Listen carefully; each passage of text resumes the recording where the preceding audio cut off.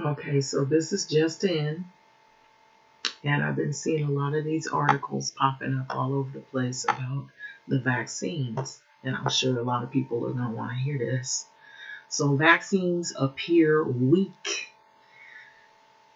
at blocking this new strain of Omicron infection. So, the shots, though, however, they may reduce the long COVID burden.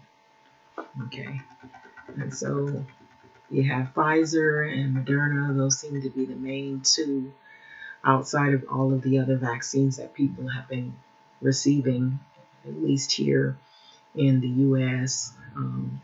There are others.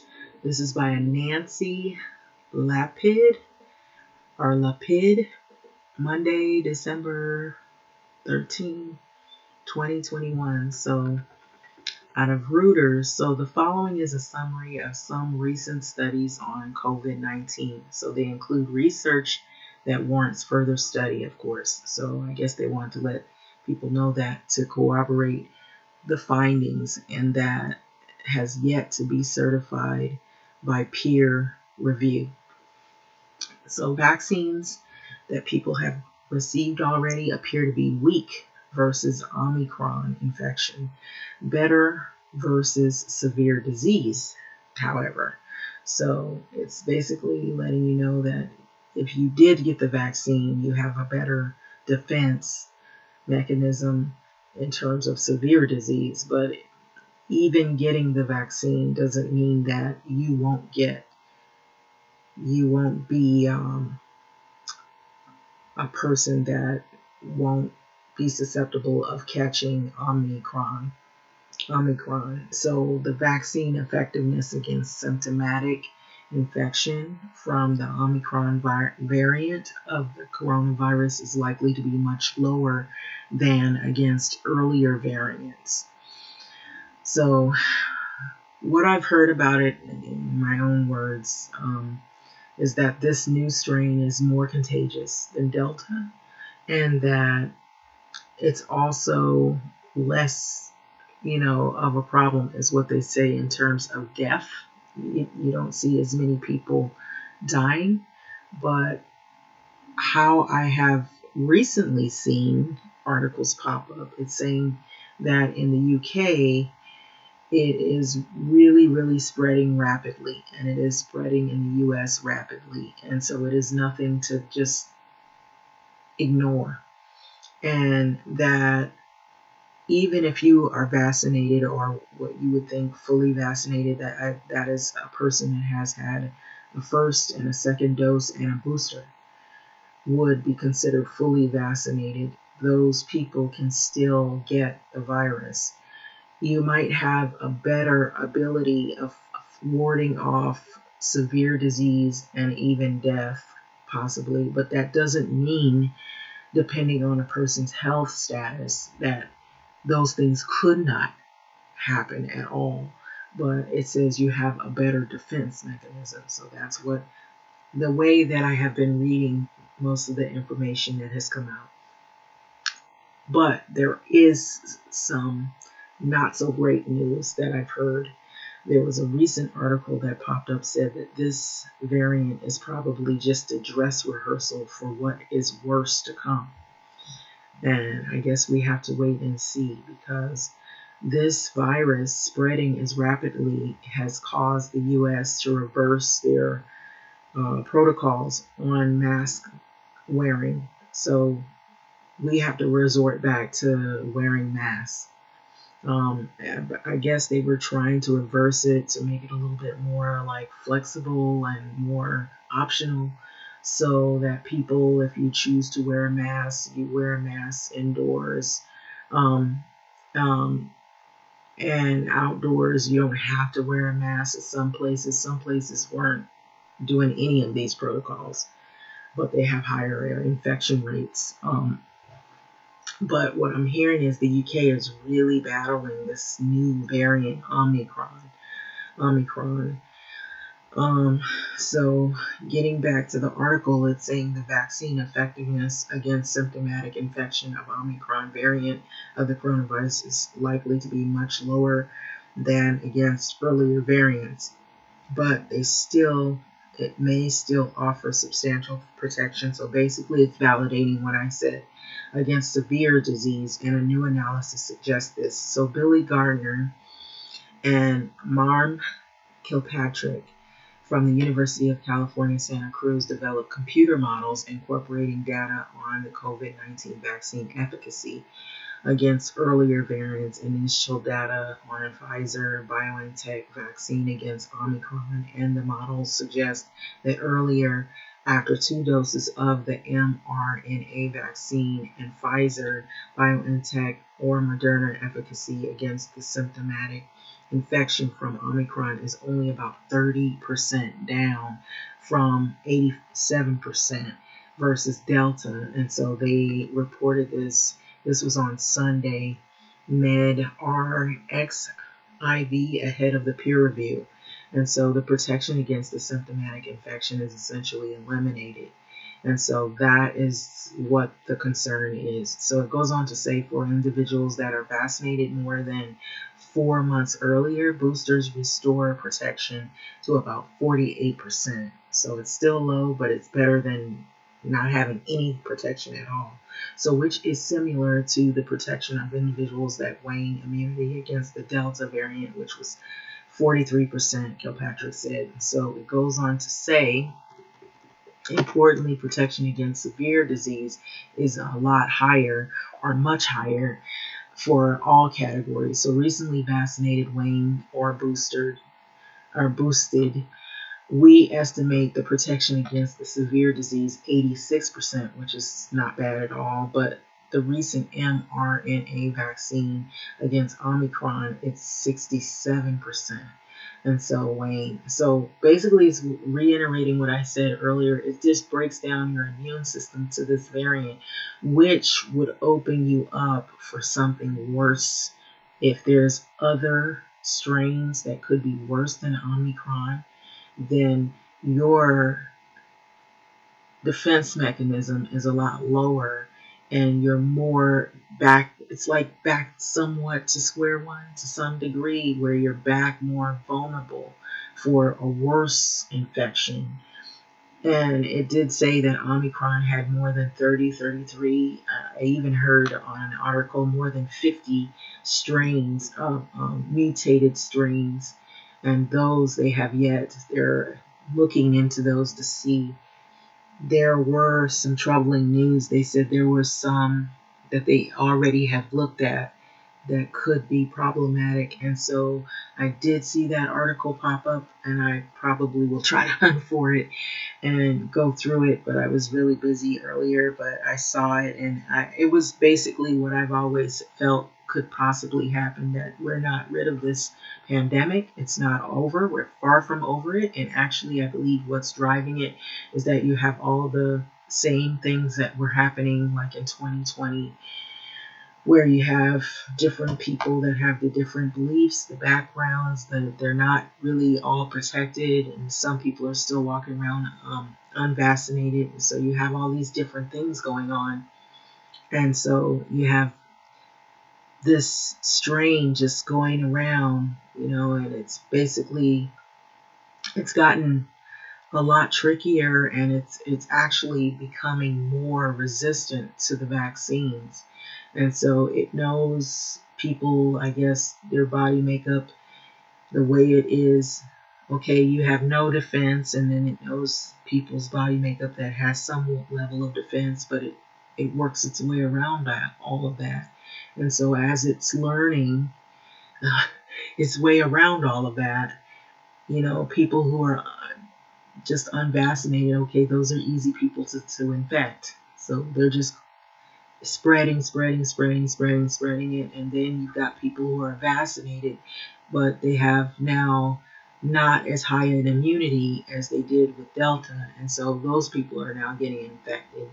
And so it's just really just getting past these vaccines and these layers to actually open the door for something worse to come along and infect you, to where now you have no defense, and you could be just like a person who has never been vaccinated, basically your immune system is not even, there's no immunity to none of it. And it has gotten, how would you say, the best way to point it, it gets smarter and smarter at getting around the vaccines to where, it's like everybody hasn't been vaccinated, even though you've been vaccinated. And so that's what's sad about this. And then the worst ones to come are going to be so bad that it's going to take a while before they can even get any type of relief from any of it.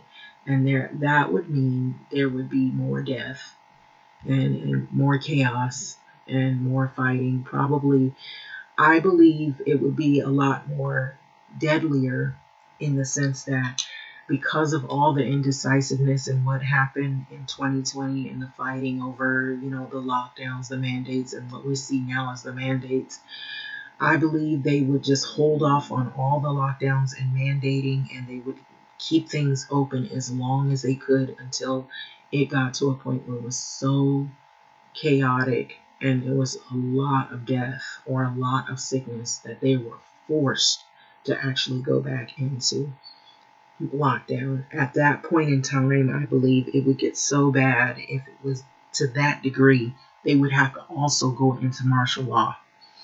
And so I know this sounds really crazy the way I'm saying this, but this is what I foresee happening if it were to get that out of control. Because I believe you have different people, different entities that work here. You have your Republicans and your Democrats, and you have all of these people that are political pundits. And then you have government, and then the ball doesn't drop until they finally get to a point where they're at their lowest and they see from the results, okay, this state, they have high infection rates, this state has high infection rates, this state has high, they have a significant large amount of people of deaths and infections. That's when the gavel drops, and they finally say, we've got to close things. If we don't, that's it, So I feel like that's the way this thing would play out if it got to that point. And at that point in time, that is the reason why I believe Biden recently, I was reading, he had opened it up so that people could get more services and get through all the red tape and bureaucracy. That is, if you need to get like passports, if you need to get like government assistance, and, Social Security and different things taken care of. And I believe some of that is not because of just people needing those things. It's easier because if things do get crazier, it makes it a lot more easier for people that you can't get to get their basic services so that they don't have to go somewhere and fight to get these things, because we're back into 2020, but only worse because of a rise of infections. So recently, what I've also seen, there's a rise in infections, and it's with Omicron. And so although we don't see the level of death yet, and I'm saying that, I'm stressing it, what I did also see is that London, I don't know if it was London, it was somewhere in the UK, they said they actually recorded their first death with Omicron. And so I believe that is indicator for worry. And they're going to investigate, okay, well, why did this person die when they had this? What brought it on? What was the trigger? Did they have pre-existing illness? Were they really weak, or were they somebody that was unvaccinated, or were they vaccinated and they just had really low immunity? So these things are probably being looked at right now. The other thing is what other strains could come that would make it a lot more problematic or a lot more chaotic, that would create the floodgates of more sickness, more illness, and more death. So it goes on to say here that COVID-19 vaccines, it may reduce long COVID burden. COVID-19 vaccines may contribute to a reduction in the health burden of long COVID. New findings do suggest this. Okay, so up here, I'm going to jump up. It says, importantly, protection against severe disease is much higher in all the categories: recently vaccinated, weaned, or boosted. Okay, so we estimated that the protection against severe disease was 86% for recent mRNA vaccine or vaccination against Omicron, which was 67% for wane immunity and 91% following a third dose booster. Kilpatrick said this. And so there are still no direct estimates of vaccine effectiveness for severe disease from any country yet. So our estimates cannot be compared to direct estimates yet. So researchers have analyzed survey responses from 28,356 adults ages 18 to 69 from across the UK. So here it goes into basically what I was telling you, who had previously had COVID-19, nearly 1/4 of whom had reported troublesome lingering symptoms. And so the likelihood that the participants would report long COVID symptoms at least 12 weeks after infection fell from 13% after the first vaccine dose. So the researchers reported on Thursday, MedRxiv, I guess that's a Roman numeral, ahead of a peer review. So it was unclear whether the improvement continued between the first and second dose. So a further 9% reduction in odds of persistent symptoms after the second vaccine dose did appear to be sustained, at least over the follow-up period of 67 days on average. So this was said in the study. Leader Daniel, I don't know how to pronounce the last name, and I may not say it correctly. So Daniel Connie.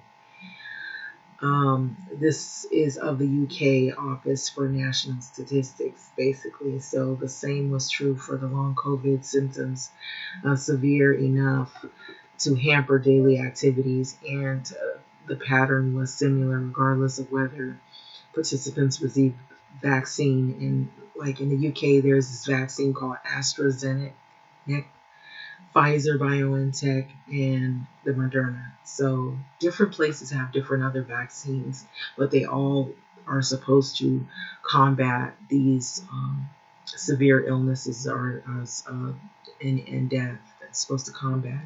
So, however, Ayobokani noted that we can't say from the study if or how vaccine caused the observed changes in symptoms, and more follow-up time is needed to assess whether the improvement will be sustained in the longer term and impact of booster doses and new variants. And so everything is still relatively being looked at or observed.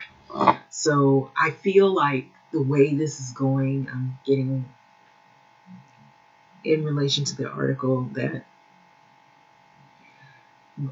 it's sort of like a wait and see game. Although they have vaccines, they've been stressing for people to get vaccinated, and they can't force everyone. But I feel like they're looking at the states, they're looking at the countries, and they're trying to compare what the rates of vaccinated versus unvaccinated, and what the triggers are.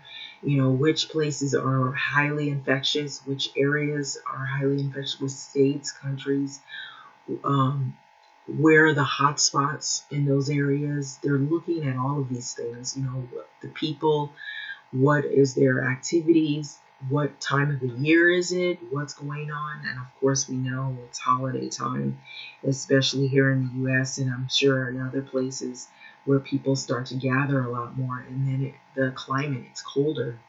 And so people are just not going to always just be outside all the time as much, or not as often as they would probably in a warmer climate, a warmer time of the year. So they're trying to look at all of these things and then look at people's health, their age, where their environment is. Is there some things that could be triggering these events to happen? Is it happening in clusters? Is it happening all at once? Is it a slow burn, like where You have a couple of pockets of infection, and then the numbers drop, or then all of a sudden there's an increase of a spike in certain areas. What's the triggers? And so now we're looking at these new strains. What is it? Is it depending on the strain and all this? And so I believe that's what, so now that things are starting to spike in every little area, and we're starting to see it happen, and now it's spreading, and now you even have it spreading not just through travelers, but locally. Now you have people in the hospital again. And yes, I said in the hospital. We don't see it here.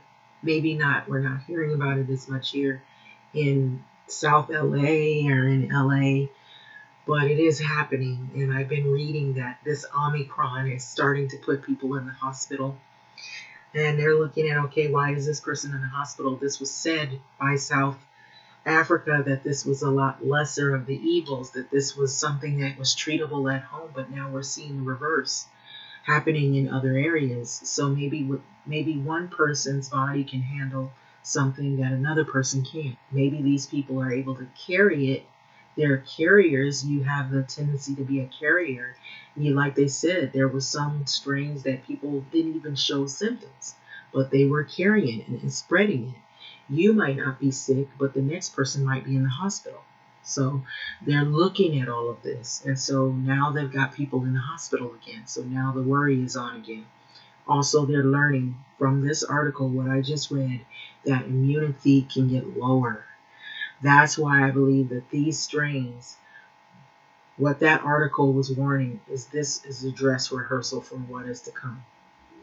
I hate to be the bearer of bad news, but it's the truth. And I like to know the truth. I like to say the truth, and I like to be about the truth.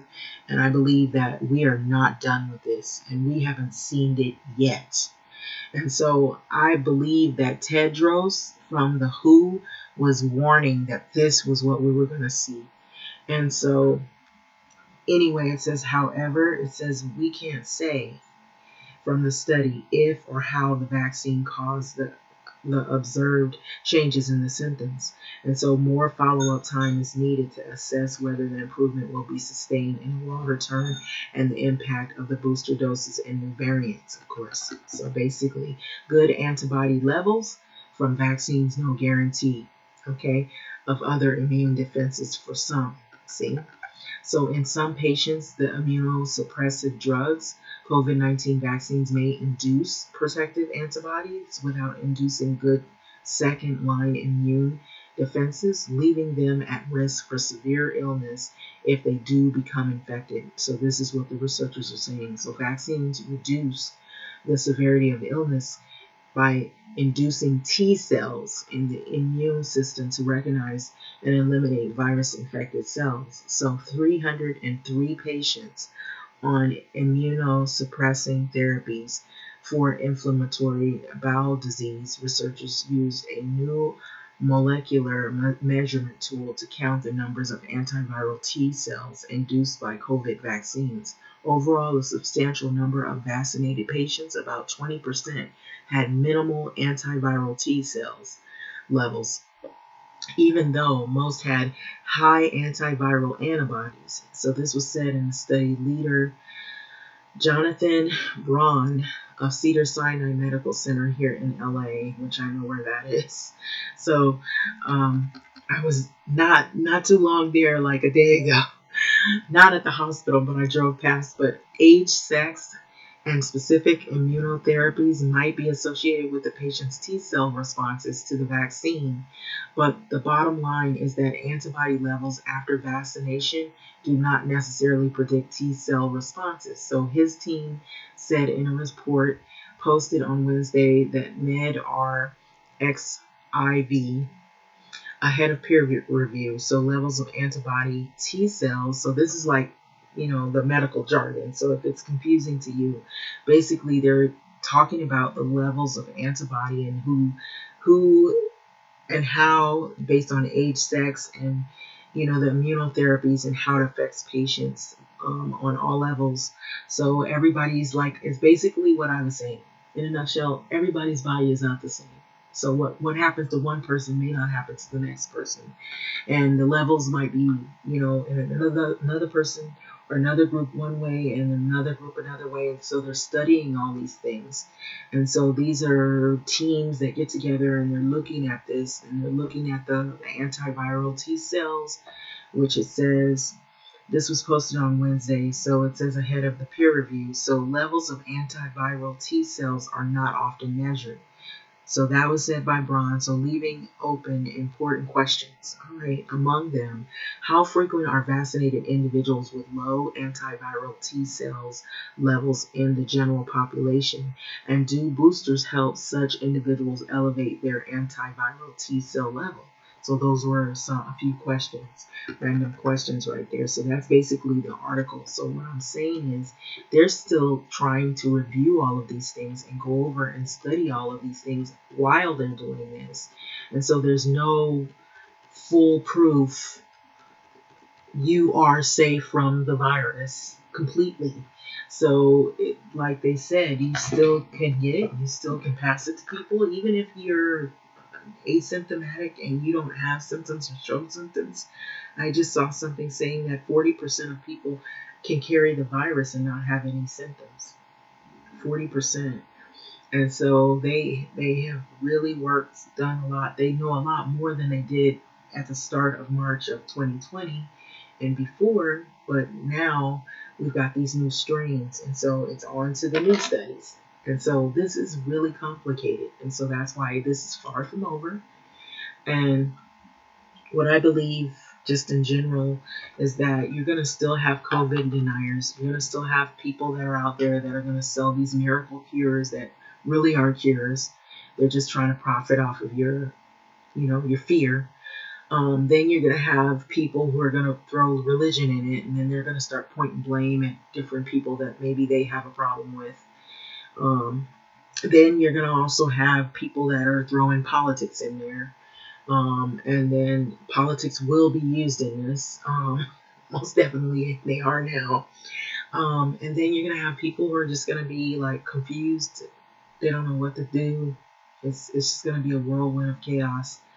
And so it is going to get worse, I believe, because of all of the indecisiveness, the same things that happened before.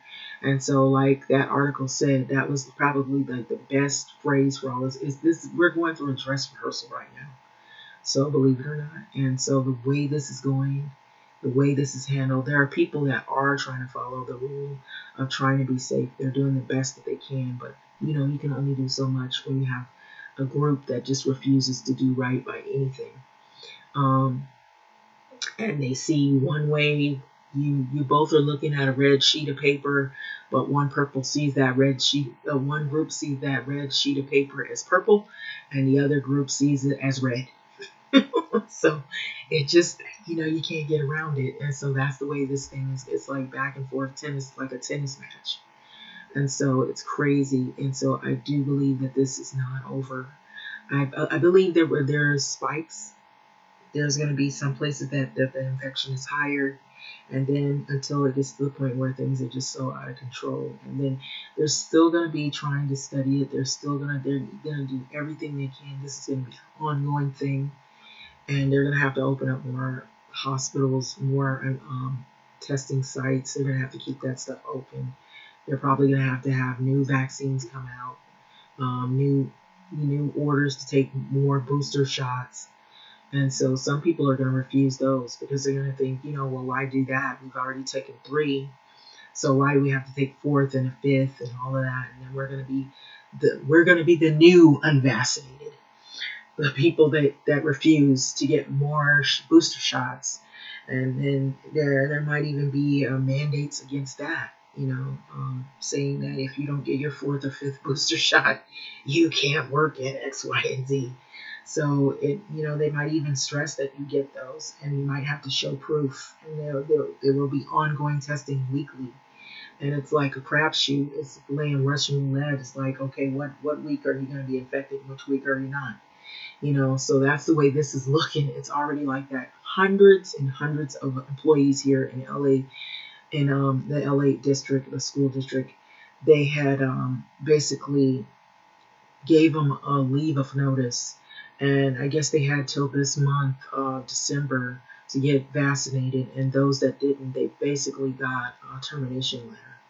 And so that's where this is headed. And so you're going to see other companies do the same thing. They're going to follow suit because the fear is on. Because when this thing spreads, it spreads like wildfire. And you don't know who's going to die. You don't know who's going to be more highly infectious. And then it opens the floodgates for something worse to come along and just like boom, boom, boom, just take people out. So anyway, with that being said, we shall see how this plays out. But I feel like this, I will say this. The best line of defense that we do have is the vaccine. I know people don't want to hear that, but there's going to be some that do, and then some others that will still refute it. But to listen to all these other people about these like fly-by-night cures, and they're just profiting off of your fear, or they're profiting off of your political beliefs, and they're secretly, hoarding your money, because of the fact that they know that they've basically suckered a lot of people out of money because of their position on this whole thing. That is what we're going to see, a lot more scams online, a lot more scams are going to be heightened. And I believe when there's chaos like this and when people's jobs are affected, things start changing for people, where they can't understand how their livelihood is going to function and there's so much uncertainty. That's when crime rises, because it's crimes of not just the fact that people are bad folks, although we do have bad folks out there, some, maybe more than some. What I've been seeing recently, the smash and grabs, but to bring into perspective, you know, all of this sort of piggybacks on one another. It's like it unfolds with other problems and other circumstances. The heightened level of food insecurity, the mad rush to stores because you got holiday time and then people are like, they feel uncertainty because they've lost their jobs, not because now just the pandemic itself, but that has a lot to do with it, because they won't get shots, or they haven't gotten vaccinated, or they became infected and they had to take a leave and they can't go back to work right now until they become clear of this